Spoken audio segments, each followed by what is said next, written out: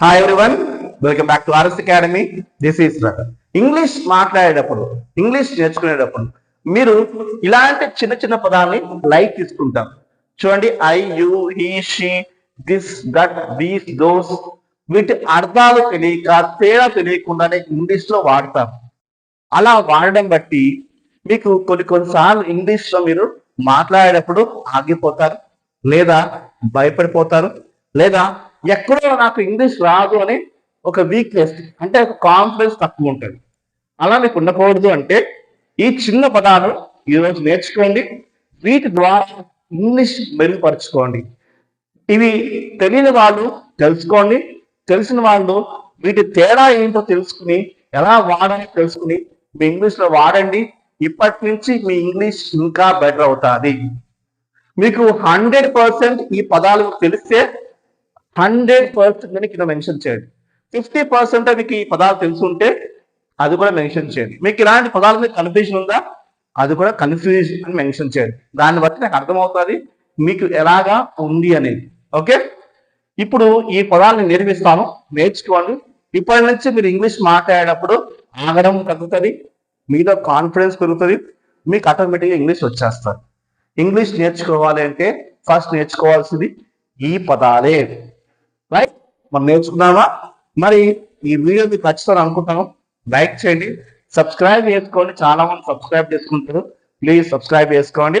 And me friends కూడా share చేయండి. మరిన్ని వీడియోస్ మన ఛానల్లో ఉన్నాయి కాబట్టి మీరు ఒక్కసారి మన ఛానల్ విజిట్ చేస్తే మీకు ఇంగ్లీష్ ఇంకా మెరుగవుతుంది స్టూడెంట్స్. ఓకే, అయితే చూద్దామా?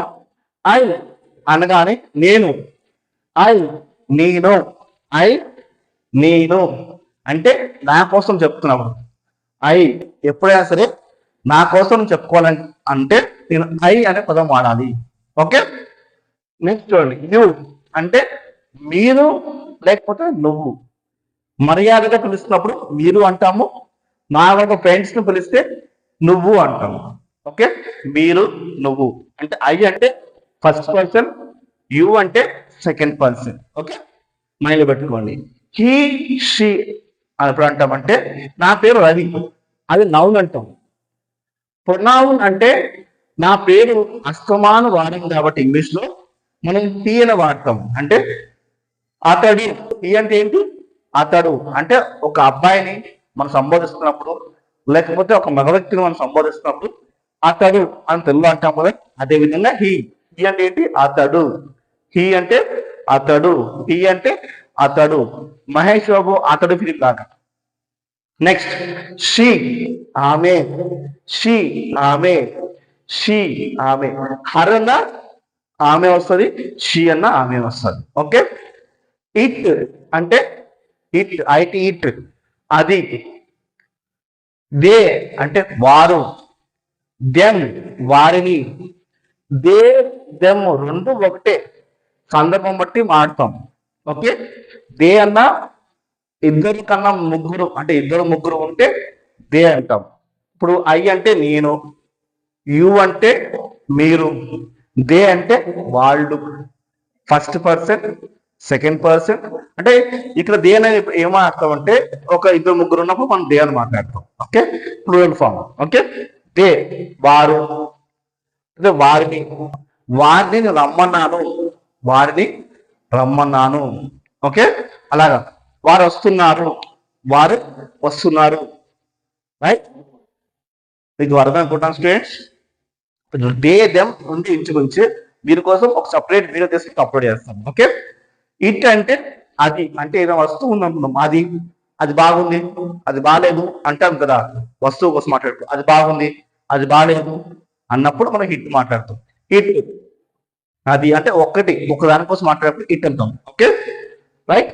నెక్స్ట్ వి, వి అంటే మేము, మనము. అంటే మళ్ళీ వి అంటే ఫస్ట్ పర్సన్ వస్తాము. ఫస్ట్ అంటే ఇక్కడ సింగిల్ గా ఉంటే ఐ అంటాము, ఫస్ట్ పర్సనే. వి కూడా ఫస్ట్ పర్సనే, కాకపోతే వీలో చాలా మంది ఉంటాం. ఒక 10 మంది ఒక గ్రూప్ గా ఉన్నప్పుడు మేము వస్తున్నాము అలాగా. అంటే మేము అంటే ఇట్లా మేము, లేకపోతే మనము. వి అంటే అంటే మేము, మనము. ఓకేనా? దిస్, దిస్ అంటే ఇది, ఇది. ఓకే, దూరంగా ఉంటే అది, దగ్గరగా ఉంటేనేమో ఇది, దూరంగా ఉంటేనేమో అది. చూడండి, దిస్ ఇది, దట్ అది, అది. రైట్? ఒక వస్తువు, ఒక వస్తువు దగ్గరగా ఉంటేనేమో ఇది, దూరంగా ఉంటేనేమో అది అంటాం. అలానే ఇది, దట్. ఓకే, నీకు అర్థమైంది అనుకుంటాను. Next, these and those. ఇప్పుడు ఒకటి కాదు, 2, 3 ఉన్నాయి అనుకుందాం, దగ్గరగా ఉన్నాయి అనుకుందాం. అప్పుడు దీస్ అంటే ఇవి, 2, 3 ఉంటే ఇవి, దూరంగా ఉంటే అవి, దూరంగా ఉంటే అవి అంటాం. అలానే దీస్ ఇవి, దీస్ ఇవి, దీస్, దోస్ అవి, దోస్ అవి. రైట్? దీస్ ఇవి, దోస్ అవి. Okay, right? ఇప్పుడు ఈజ్ అంటే ఉంది, ఒక వస్తువు ఉంది అనుకుందాం, ఇప్పుడు ఉంది అంటాం. చూడండి, ఒక వస్తువు it is, it is there, అంతే కదా.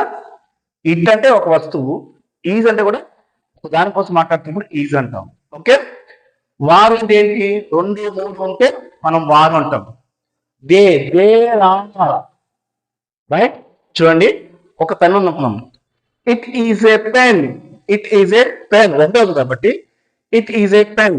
ఓకే, రెండునే అనుకున్నాం. అప్పుడు they are pens, they are pens, they are pens, అలాగా.